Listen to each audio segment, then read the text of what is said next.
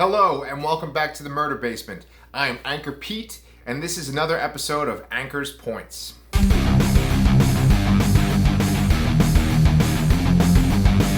So we are up to episode 5 of Anchor's Points, and you know what? I've never told you my mission for this show.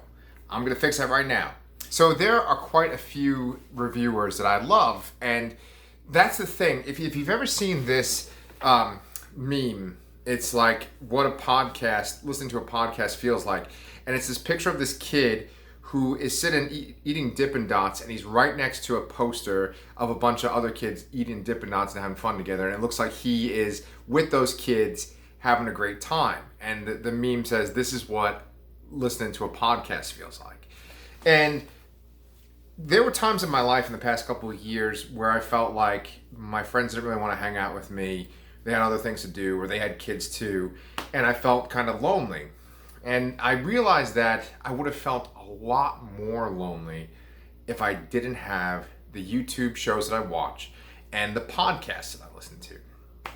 And so for Anchor's Points, one of my goals is to just be that kind of outlet for you.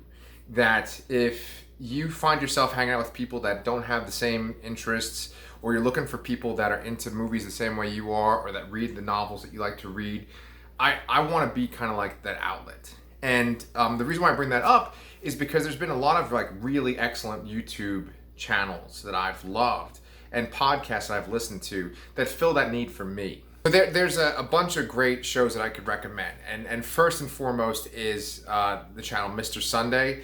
And he has a podcast called The Weekly Planet.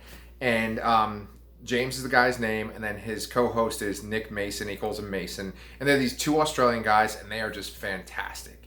And I've been listening to them for years on their podcast, and I watch their YouTube videos whenever they come out. And I just pretty much always agree with their views on comics and movies. And another example is Movie Bob. Movie Bob is another example. Pretty much we're in line as far as what he thinks makes a good movie and what he thinks is just like a cash grab or like a soulless film that Hollywood put together. And Movie Bob's political views kind of sync up with mine as well. So I used to watch Oliver Harper's channel. I don't do it as much now, but Oliver Harper would do these amazing retrospectives on individual movies, and like movies like Highlander and Alien and Last Action Hero. And he just had this great voice for a narrator, and he would just show the movie clips and just describe the production of the movie and the reviews that the movie got. And he'd always take this one point to talk about the score of the movie, which I really appreciated.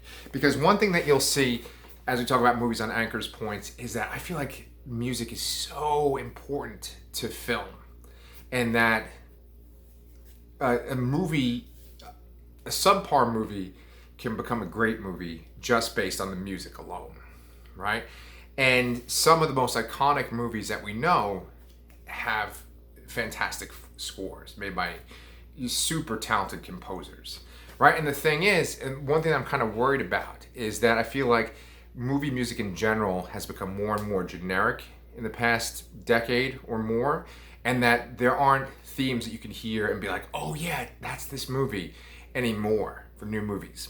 I think like if you look at all the Marvel movies, the Avengers has that distinct Avengers theme, but then that's pretty much it, right? Whereas the 1989 Batman film, that music, once you hear like the first two notes, you know what song you're listening to, right? And of course, the most obvious ones are like Star Wars and Raiders of the Lost Ark, right? We just know those. Jurassic Park. I'm saying all John Williams music, but of course, there's other fantastic composers whose music stands out.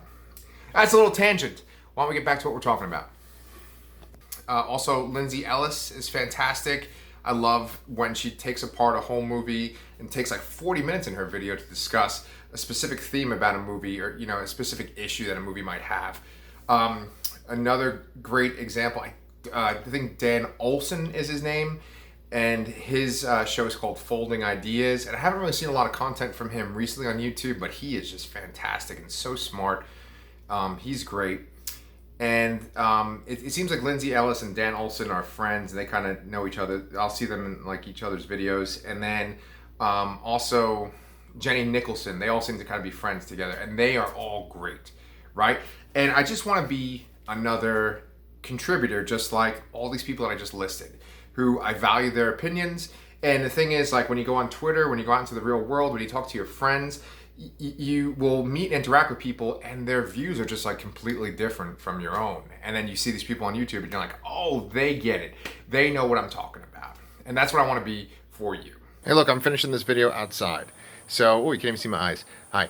Anyway, that is a list of my YouTube heroes and the people I love to watch. And I hope to bring the same kind of quality videos to you on Anchor's Points.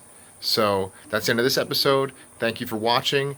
If you have any particular YouTubers that you like to follow, why don't you write them down in the comments below and let me know who some of your favorites are, including Anchor's Points. All right. Thank you so much. Please stay safe.